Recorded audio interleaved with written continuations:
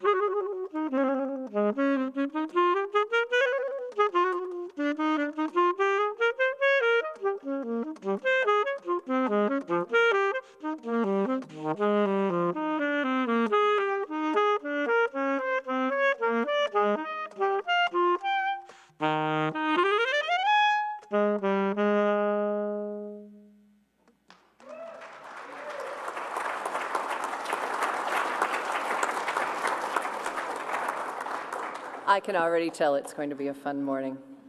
A very special welcome to those of you who are joining us for the first time. Do we have any first-timers here with us this morning? A very, very special welcome to you. The Unitarian Universalist Congregation of Phoenix strives to be a spiritual community for our time, focused on diverse theological perspectives, radical inclusion, and knowing that issues of justice and equity shape everything that we do. If you are looking to know more about us, we're having a Get to Know UUCP meeting immediately following the service. A very special welcome to you joining us online, on Zoom, on YouTube, and on Facebook. Let's wave to our online folks, remembering that we are one congregation no matter where we are worshiping this morning. Now, this morning is a special service. How many of you wanted to come this morning because the word circumcision was in the title? Okay, me too. I can't wait to hear what might be said today. This is a special service, and when we have a fundraising auction, the minister gives a sermon topic to be bid on. It is just the topic. I get to choose where we go with it. This year, as in many other years, I understand, Johnny Lifshitz had the winning bid. He chose to have a service based on advice that he gives the graduate students that he mentors who are looking to make big decisions in their lives. In thinking about his life, he has said, "Few decisions in life are permanent, except circumcision." Now, he gave me the topic, but I get to choose what to do with it. So we are going to be covering decisions, we'll have some saxophone, and some circumcision. So let's get to it. It is my honor to introduce our worship associate for today, John LaBarbera.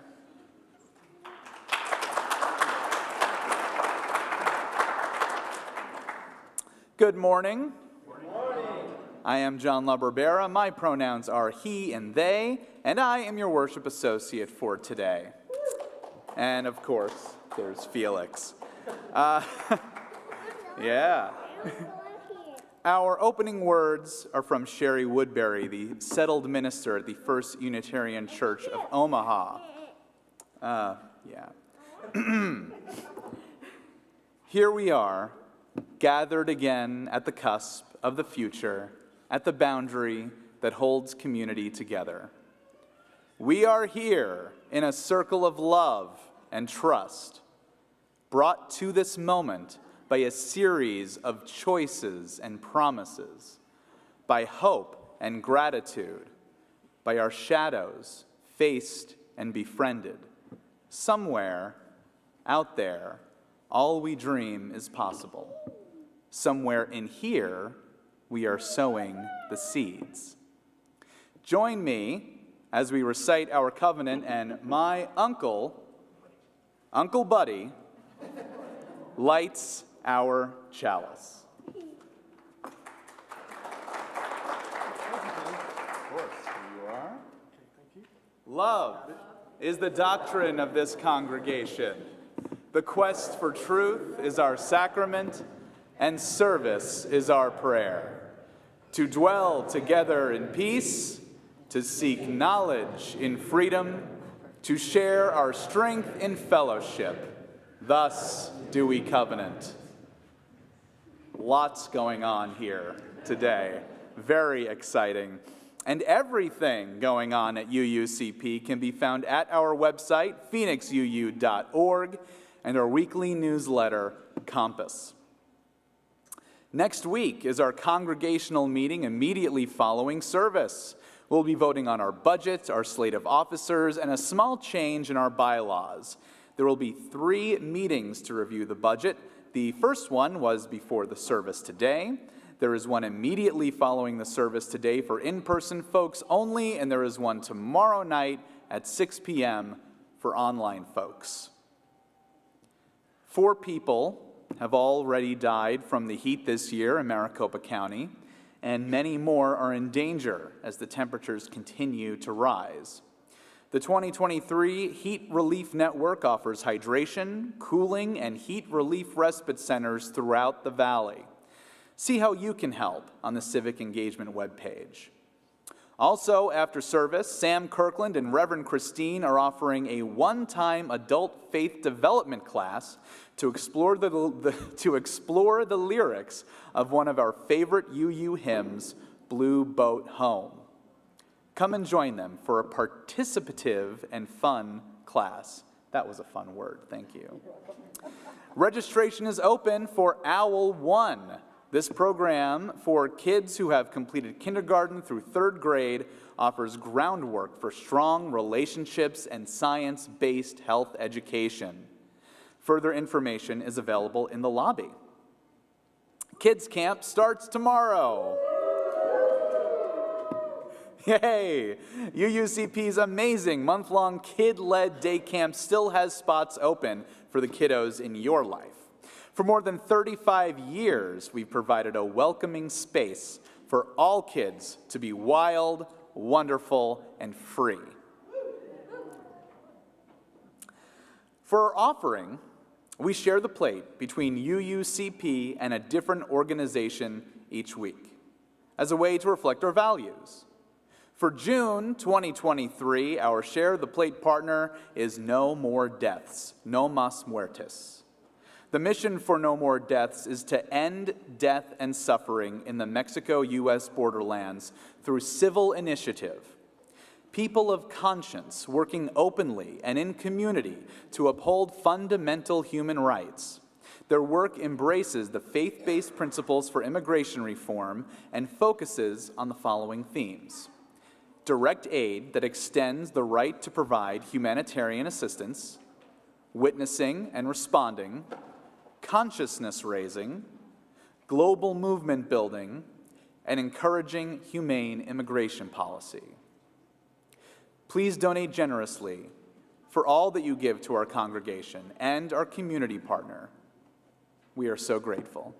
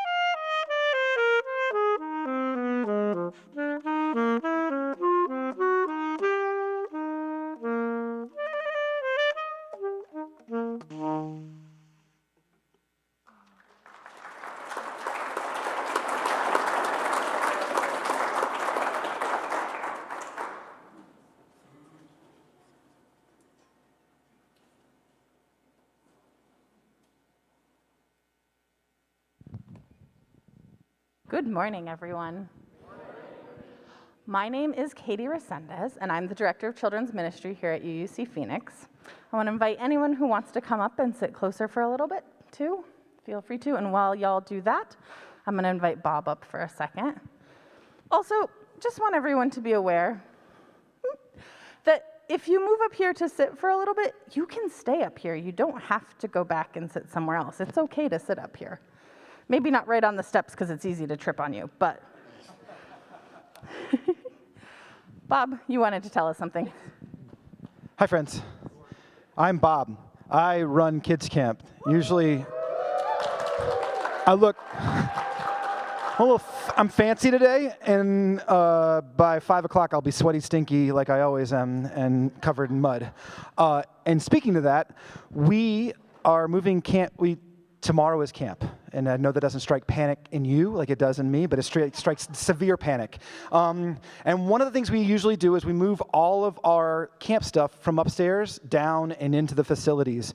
And we've got all of our kids camp staff, which are teens and stuff, coming to move the stuff down at 1:30 today, and they're going to be here from 1:30, 2:30, and I'm going to stop paying them at 3:30, and I'm going to tell them to go home, but they're going to do their best to get it done. That being said, I want to tell you something about Unitarians, as I've been one for a long time. We have a tendency as older folk to turn to them when we need something done and say, hey, can you move this table for me? And they always say yes. And as Katie's talked to us a little bit, that's kind of rude, right? But they always say yes, and we've learned as a team to not ask things, think before we ask people just because they're smaller than us that they can do things for us.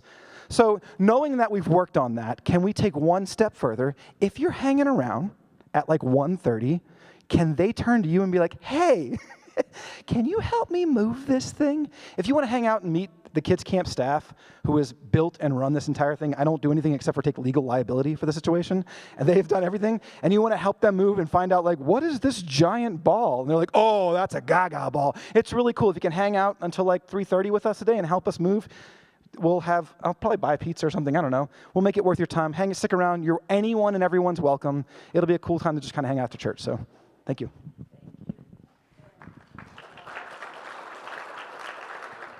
Yeah, if you had fun at workday or you are sad that you missed workday, today's your chance, right? Okay. Oh, also on that note, there is a huge stack of books that some of our kids camp kids made this week in Office 2. Please do not touch them or resort them. They were covered by a yellow piece of cloth. If you know where that yellow piece of cloth went and can replace it, that would be great. Things move on this campus all the time, but it would be fantastic.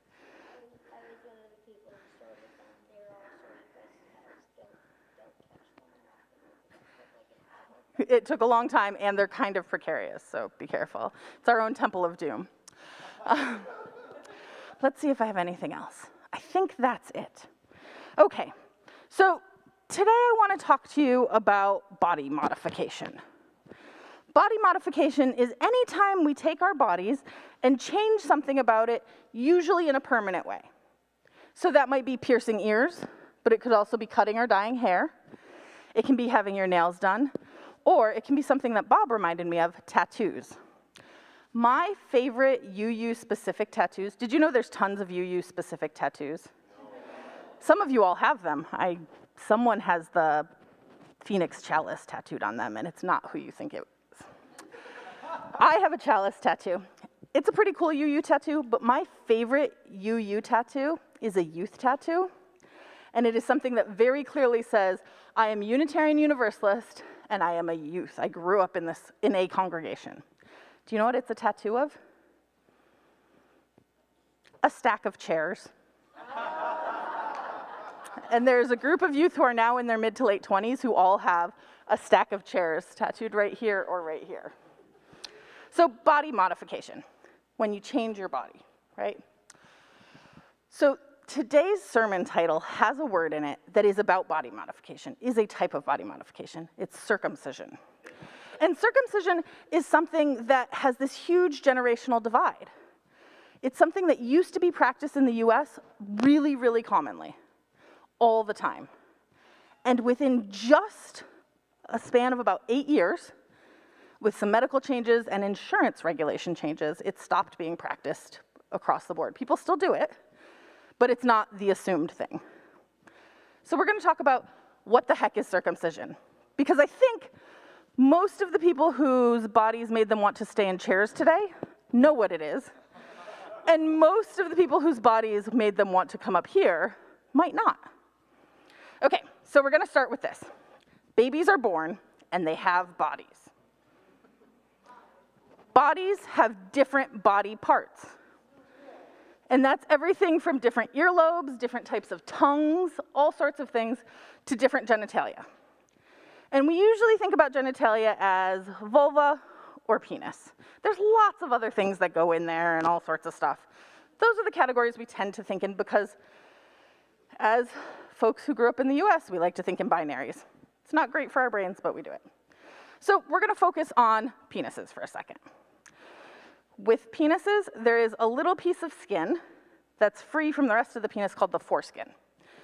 So what's a circumcision? Circumcision is a surgical procedure to remove the foreskin. It's cut off. It's a piece of skin getting cut off. Okay. In general, body modification is scary because it's changing your body. But when we talk about cutting something off permanently, that's a really intense thing, right? So when we talk about circumcision, people's feelings about it are really intense. And there's lots of reasons one might do it. A lot about spiritual beliefs, cultural practices, gender affirmation things, all sorts of stuff.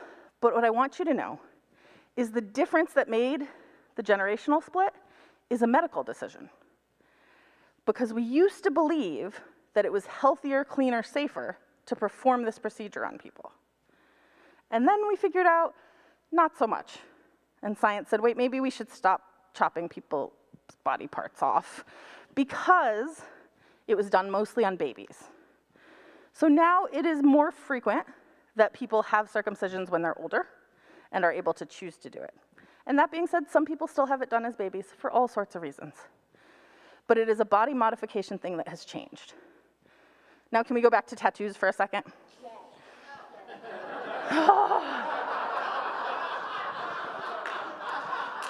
Okay.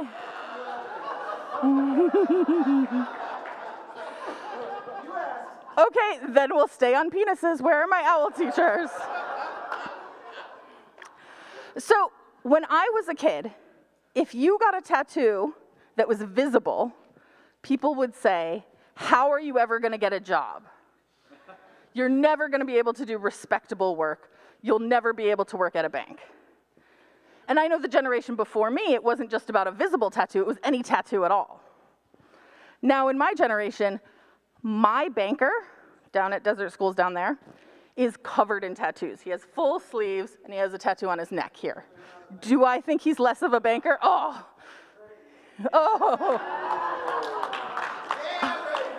Oh yeah, you're right. So my community-based financial expert is covered in tattoos. Do I think he knows how to count any less than someone else? No. So it's the same with all body modifications. We figure out what people choose to do on their own and how they choose to do it, and we decide what that means for us, right? I was also very much taught that if you had tattoos, you could not work in a church. I was also taught that if you were gay, you couldn't work in a church.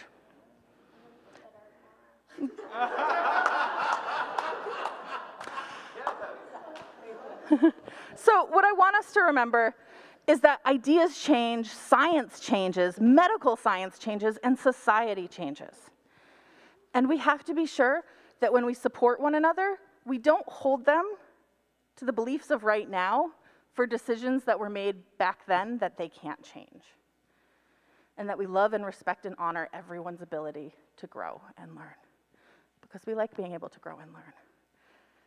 And there's some pretty cool stuff that maybe makes our topic today, our headline today, less true about growing and learning. But you can ask me about that later.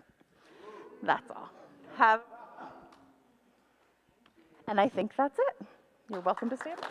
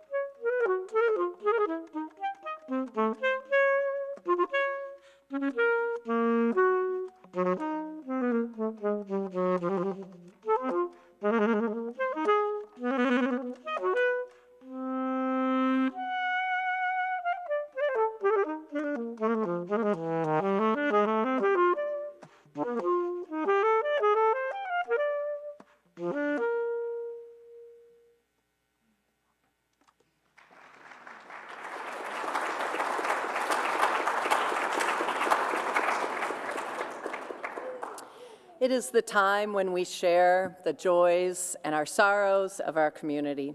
Being together, it is good to share, to support each other, and to connect. Folks on Zoom, please feel free to enter any joys and sorrows into the chat, putting your name at the beginning. Those in person, we have a table in the back where you can fill out forms, that I've got a few here. Let us take a deep breath and settle ourselves into our seats while we create space for the joys and sorrows of our community. I wanted to let you know that Reggie Watson was in the hospital for the third time since his cancer diagnosis a little bit over a month ago. He is home now and starting his third round of chemo. But his unemployment hasn't come in yet either, so if anyone wants to help, contributing to his GoFundMe while he is not able to work would be a great help. Our ministerial intern, Brigitte Vieira, graduated with distinction on Friday morning.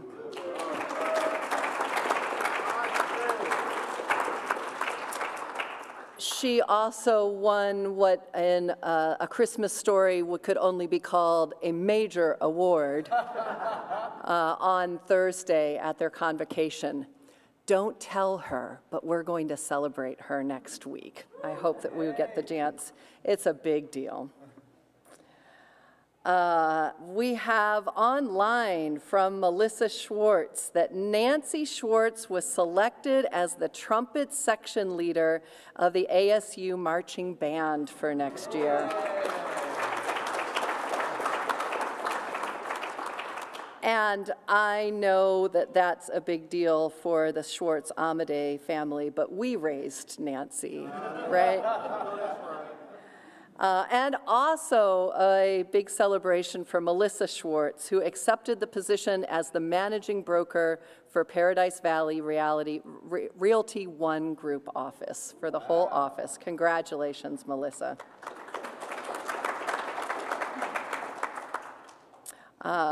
We've got from Neil, and Neil, let me know if I can share your last name here. Neil is saying, celebrating being a first-time grandfather this week. My daughter, Chelsea, and her partner, Nico, introduced a beautiful, healthy son, Luca, into the world on Wednesday. Sarita would be as proud as I am. And Neil said, yeah, that is Neil Douglas. So congratulations to the entire Douglas family and to baby Luca. From Glenn, you all are, there's a lot of clapping in this. From Glenn and Terry Lockwood, we just returned from Connecticut where we met our newest grandson, rhymes with Roshan Blair Lockwood.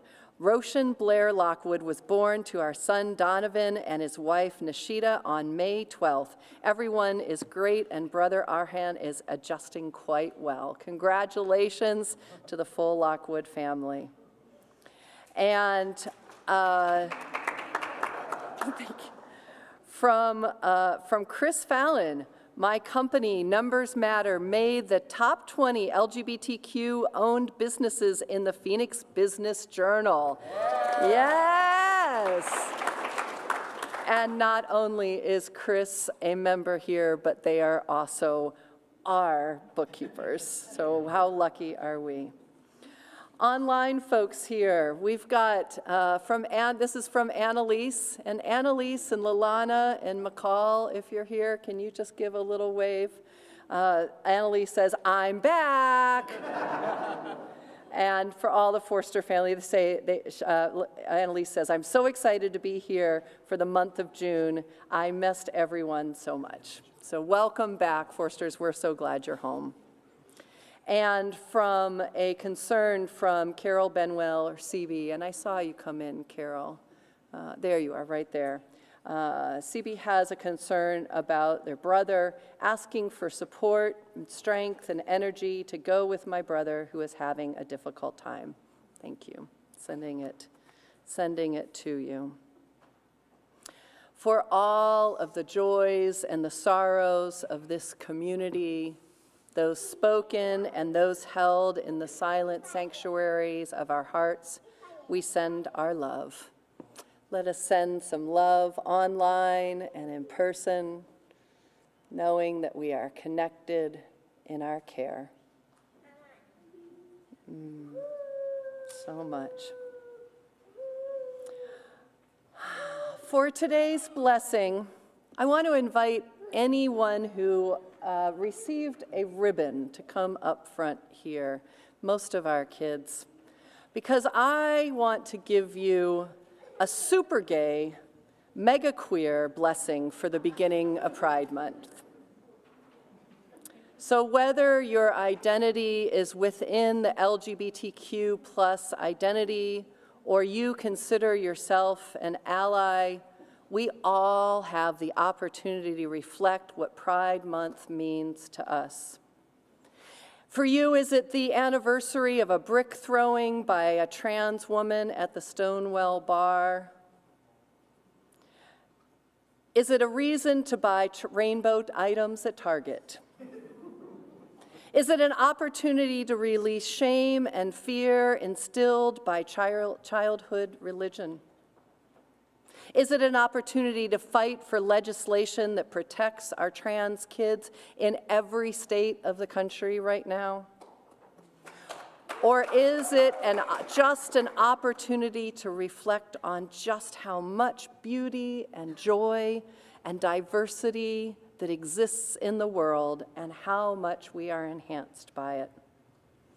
So whatever it is, I wish for you to either, our ribbon spinners are going to run through the aisles.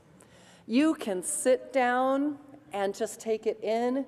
You can stand up and soak it in, but we're going to receive this pride blessing granted by John and Nabi and Jira and all of our youth and their magic rainbow wands. Can you all run through and give us some pride? Thank you.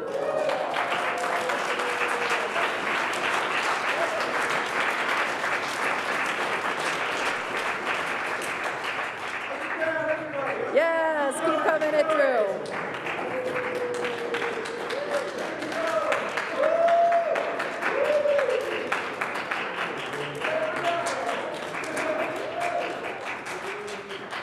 Beautiful. Yeah.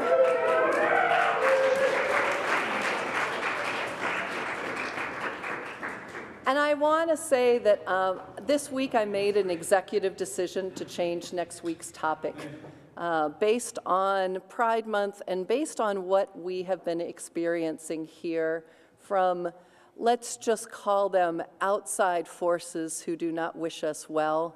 We're going to look at what that means and what our call to response is. So next week's service, you don't want to miss it because the congregational meeting is afterwards, but also you don't want to miss it.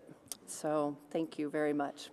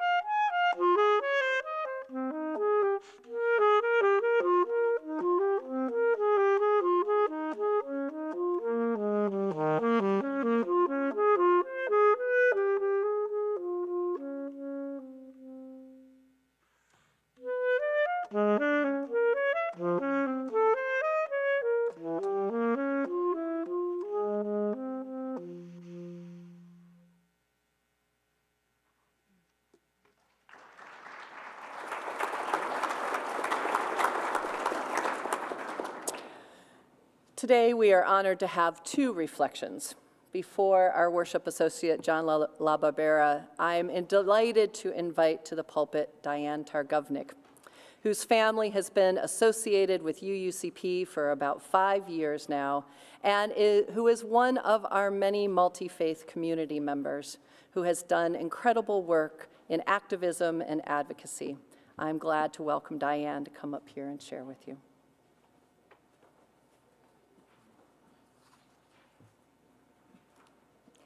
I am a Jew who decided not to circumcise her son. Now, to some, that may not seem like a big deal, but to those in the Jewish know, it means a lot. You see, circumcision, also known as Brit Milah in Hebrew, originates in Genesis with Abraham and is considered a physical manifestation of the partnership with God.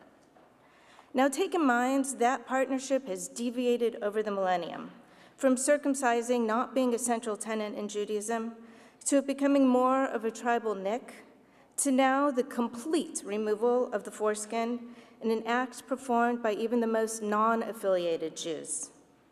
The ramifications of my choice to not enter my son into this covenant without his permission meant isolation from my family and being thrown out of the synagogue I grew up in, was bat mitzvahed at, and where my family has worshiped for the past 5 decades. It was a lonely experience, but one of the decisions I am most proud of. Now, both my children were born at home, and I never found out their sex before they were born. I successfully dodged the bullet of researching the topic when my first child was a girl. Then I became pregnant again, and I knew it was my responsibility to start doing the research.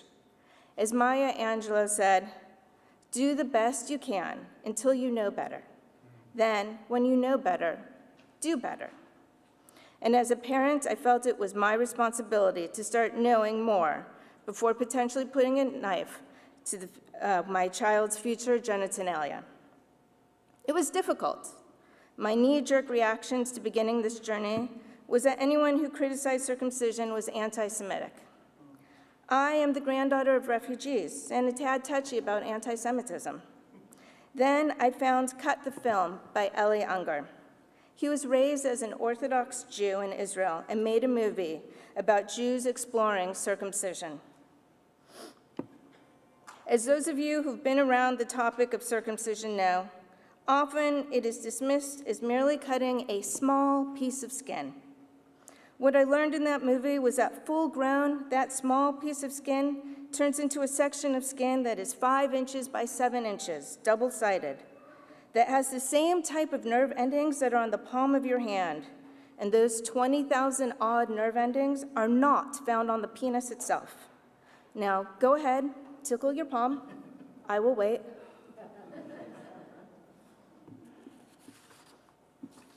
And you also know, we are told that it does not hurt. I watched that movie while my then 2-year-old daughter was asleep next to me. As one of the baby boys in the film was circumcised and started to cry, my own 2-year-old started to scream in her sleep, "Ouch, no, ouch!" And it was then that I realized that if my toddler could grasp that it wasn't just a little cut, then maybe I should remove myself from my cultural biases and be a mama. When my son was 1 year old, I had a Brit Shalom, a peaceful covenant ceremony. I had gone to over 5 rabbis trying to get one to officiate at this ceremony. Finally, a rabbi agreed, and I sent out the invitations. My sister refused to come. At my son's ceremony, his name was officially announced, Zion. It is the ancient name of Jerusalem and the place where my people are from. I gave him the name on purpose because he is intact and a Jew. My family has paid for my decisions throughout the years, and I wanted to make it easier for those who come after me. In doing so, an international group of us have come together and have formed a nonprofit that helps other Jews who are struggling with the circumcision issue. The group, Bruchim, means welcome in Hebrew, and it is through this group that we help the growing number of Jews, including Israelis, have the strength and resources to protect their sons. As a lawyer, it is my belief and hope that my own people will be open to learning more and start legislating out circumcision, just like we have done with other Jewish practices that no longer serve us. You will notice that in Judaism, no one gets stoned to death for masturbating anymore, and you can't bring your disobedient son into the town center to get killed. And until we legislate out circumcision, I will talk about the subject, because as Rabbi Cook said, I don't speak because I have the power to speak. I speak because I don't have the power to remain silent. Amen.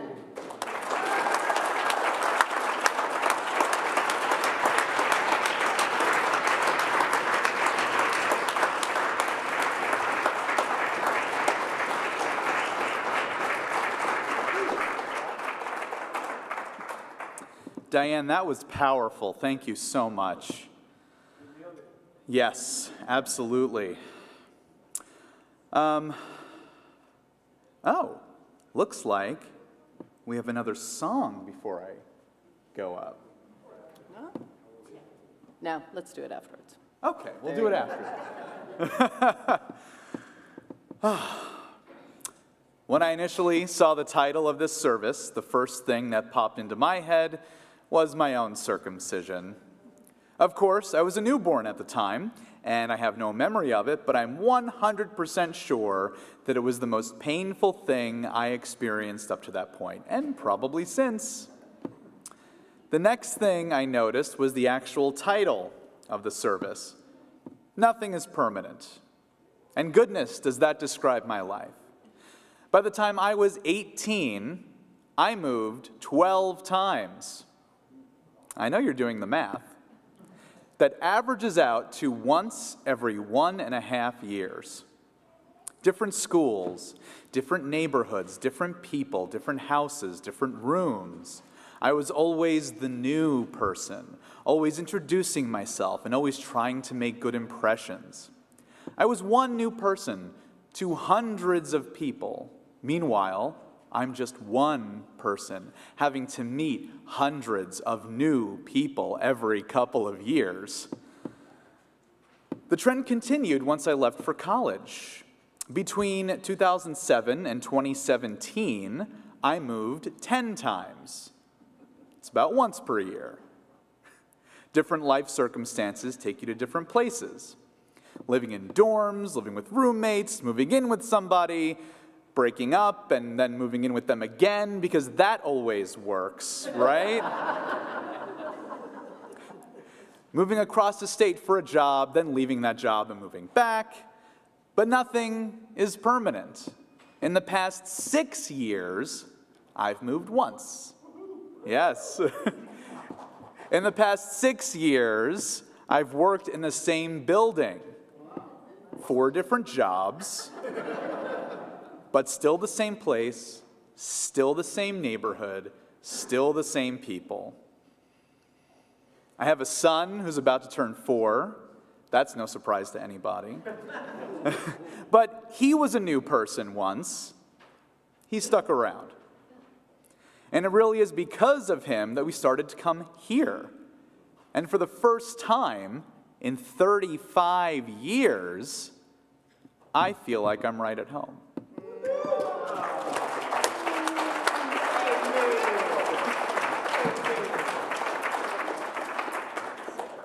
You are. Thank you. Stick around and help with kids camp. I'm going to a baseball game. Jade, I want to unplug Jade with this.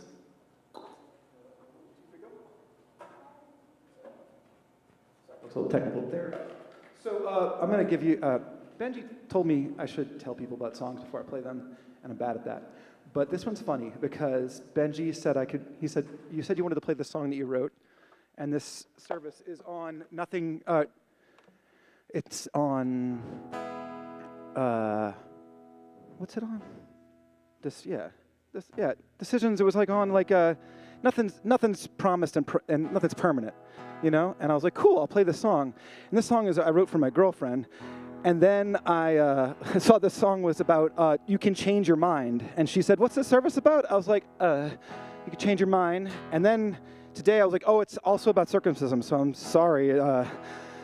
But the real purpose here is just to like take a break, and maybe dance a little bit, right? And so maybe I can offer that to you in this moment, just to like breathe for a moment. And sometimes it's important just to dance.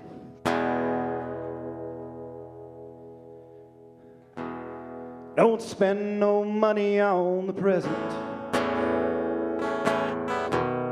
Trying to hold on to the future. Just been holding on to the past. Feeling something like a loser. Can't hold your baby for tomorrow. You can only hold her for today. Love can only be given in the present. On tomorrow we only pray that we only lived a little fuller, keeping time by holding hands, instead of betting on the hours, making somebody else's plans.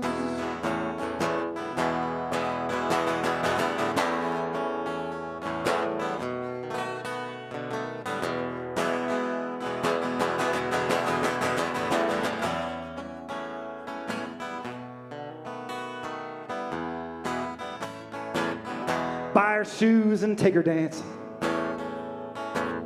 Spend it all out on the town. Her precious warmth and gentle laughter are all you'll take to hallowed ground. Can't hold your baby for tomorrow, or you can only hold her for today. Love can only be given to the present. On tomorrow we only pray.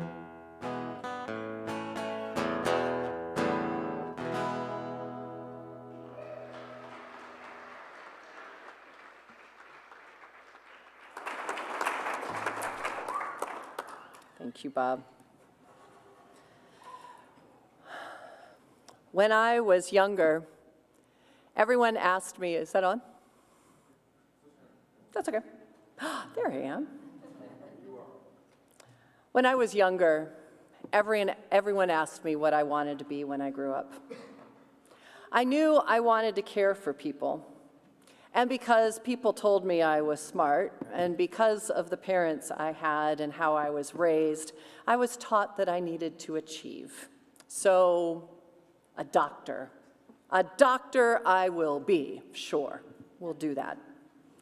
So many things around my later childhood years, my teen years, and my college preparation had been geared then around me wanting to be a doctor, because that's what I had said early on. I paid more attention to my biology and chemistry classes in high school because I figured that would be my future. I figured my ACT and SAT scores would be relevant not only for college, but also medical school, so I felt like I needed to perform at a high level. When I dreamed about my future, I was already accounting for medical school and residency. When I thought about my future life, I pictured myself at patients' beds, holding their hands and guiding them through the toughest times of their lives. Now, I am one who had the great privilege to go to college. I picked my school based on, of course, their pre-med program. And I went excited and told everyone, I'm pre-med, I'm going to be a doctor. And then I hated it. I hated it. It was just memorization and regurgitation. And I had to have a whole bunch of classes where I had to learn about stems and cells of leaves and flowers, and I didn't care. And all of the words were in Latin, and I didn't know what they meant, and it didn't make any sense. And where did you get to talk about helping people and doing all of the things? And I just was like, no. I actually had some of my pre-med friends, and I said, you all go ahead and take the classes. I'm going to watch what you're studying. I might change my mind, but I think I'm out. Now, you might imagine that this created some existential challenges, chaos for my parents. They wanted to know what I was going to do. My whole life had been planned around this. What do you mean you don't like it? This is what you always said you wanted to do. What was your plan? What was it going to be if you didn't do this? Now, it was a little bit of an existential crisis for me, too, but I think it would have been much less if I hadn't been asked all the time, what was I going to be when I grew up? What I really loved in college were the English classes. The classes where you read something and then you spent the whole class period talking about it. You could discuss big questions that didn't have easy answers, where I could learn different perspectives from my fellow classmates and my teachers, and where there was a never-ending source of new learning and exploration through the world of books. When I told these parents that I wanted to be an English literature major, their faces were horrified, terrified, confused, pasted with that look of, dear God, you want what? I remember clearly my father asking what I could do with an English major. Did I want to be a teacher? Nope. I don't want to teach, but I don't know what I want to do yet. That look stayed on their face. It turns out that I was just fine. I got a job after college, and then I changed it 4 more times.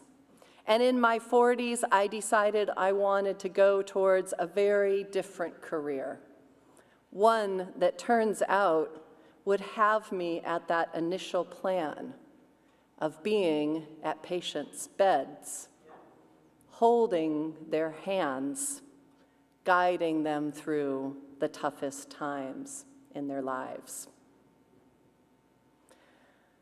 I made a lot of other decisions as well.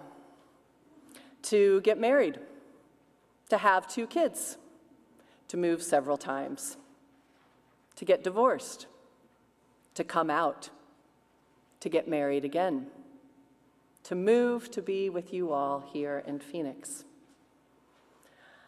I wish I could go back and tell my childhood self that, A, you do not need to know what you're going to be for the rest of your life when you are 8. I wish I could tell her that my whole life was going to be a bunch of decisions. That it is not the end of the world if you change your mind and go a different direction. In fact, as I look at it, some of the most rewarding and transformative times of my life were when I changed my mind and went a different direction. Some of those decisions are difficult, of course. Some of them have ramifications on other people, yes. But they are your decisions, young Christine, and you can make as many as you want over and over again. According to Eva Krakow, who is a lecturer at the University of Leicester in the United Kingdom, your brain makes upwards of 35,000 decisions each day. We make so many that there are actual conditions called decision fatigue. We decide what we are going to have for breakfast each morning, or if we are going to have it, what we are going to wear, our path to work, how we manage that tricky situation with a friend, which book to read, and whether we want to read, crochet, or watch 90 Day Fiancé tonight. So why do some decisions paralyze us? I wish all of us had a mentor like Johnny Lifshitz, someone who can tell you that decisions can be changed, that everything will work out all right, and that you're doing a great job as long as you listen to your morals and your values. There are many big decisions that some of you in this room have made. Maybe you were raised in the Latter-day Saint faith, and now you are a Unitarian Universalist. That's a big decision that has a lot of ramifications. Maybe you were born with one name, and now you have a different name. I bet there were a number of big decisions with that one. Maybe decisions were made for you. Maybe you decided that you wanted children, but then couldn't have them. Or vice versa, decided that you didn't want them, but then biology and legislatures might have meant that you did have them. Maybe there were things that happened to you that weren't in your control, but you made decisions around how you were going to handle it. One of the many things I love about Unitarian Universalism is that it is a faith of changing our minds. Rev Christine Robinson, one of my mentors, says that UUism is inherently agnostic. Now, whether you identify as an agnostic or not, just consider this. If we were absolutely sure about everything, is this really the place for us? We each have a little, and for some it may be very little, a little bit, some of us it's a lot, a bit about us that is not totally sure about everything that we believe, and we are open to hearing more, exploring more, living into our faith more, and hearing other people's perspectives. Some of us have had huge changes in our lives. Some of us have had many changes in our faith. How many people have changed what you believe at least once in this room? I was going to say, how many might be over 5? It's still quite a few.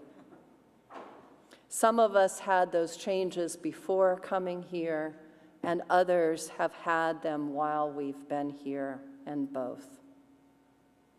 My thinking around decisions is grounded in my belief around process theology, which some of you have heard me preach about. It's a pretty complicated theology, but one of the pieces is that we all make decisions and that we have free will around our decisions.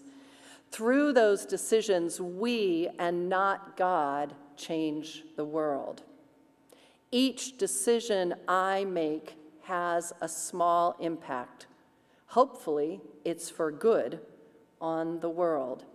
Each decision you make has an impact on the world. And together we can't do huge things, but we can all make small decisions, one at a time, to change ourselves, to impact each other, and together to make the world a better place.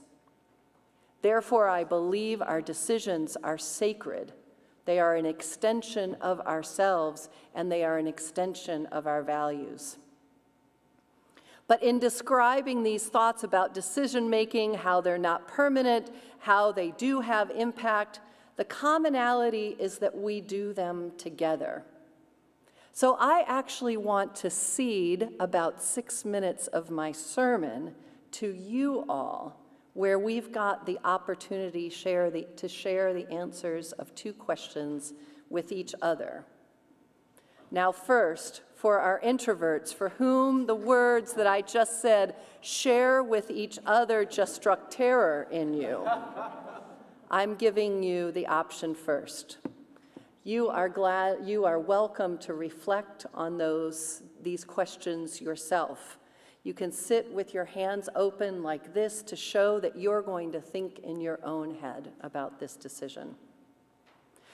For those online, I would love for you to reflect in your online group by chatting with each other and learning from each other in the chat, if you are willing. And anyone else here in person, find someone or 2 someones, maybe someone you don't know as well, and discuss these 2 questions. One is, what was a decision that you made that you thought was going to be permanent, but you changed your mind?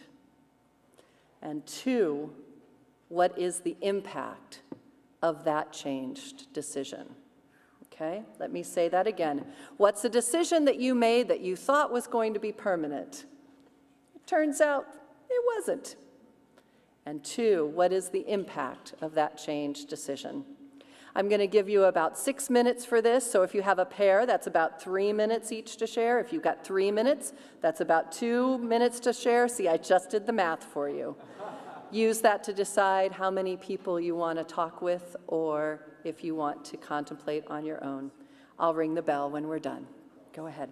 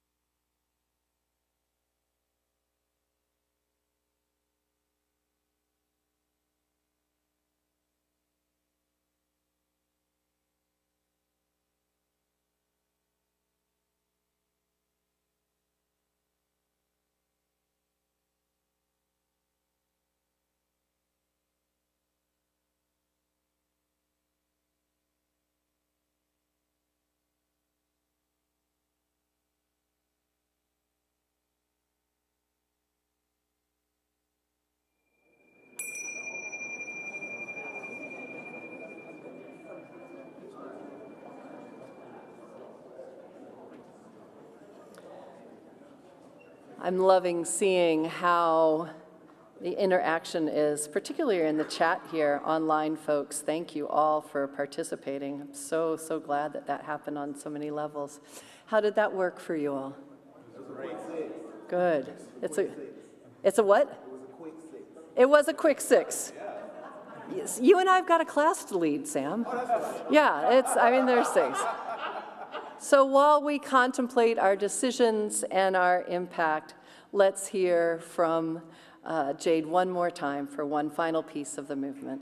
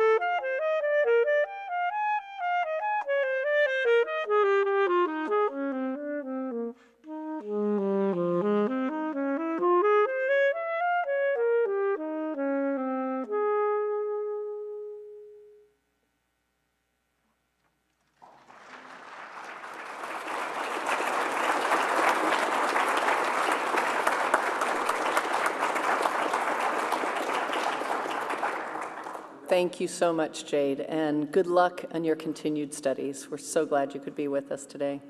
Thank you, Diane, for sharing today. Thank you, John, and thank you all for sharing with each other, for impacting each other, and for showing that decisions aren't forever. And thank you, Johnny, for a very provocative sermon title. In a moment, we will have coffee hour, one online with Gary Ezell, one in person. Please feel free to stay here and continue your conversations and meet other folks. Adult and children's activities will begin at noon in order to give a chance for folks to get something at coffee hour. If you are new or want to learn more about UUCP, join us at Get to Know UUCP in Annex H. All of these places, our folks will tell you where they are. If you want to talk about Blue Boat Home with Sam and I, we'll be in Annex B. And starting this week and throughout the summer, we invite everyone of all ages to come explore the abolition classroom in Annex A. There are interactive learning stations and informative posters to help inform our community on healthy ways to avoid interactions with principals and police. And don't forget to fill out a thought bubble on what abolition means to you before we leave the classroom. We'll be having this all summer and lots of opportunities to engage. Now, may you have peace in your decision-making. May you know that you don't have to have everything figured out at any one point. May you find humor and community and connection and comfort in both your decisions and in the changing of them. Thank you for your decision to be here today and for changing us with your presence. Go in peace, go in love.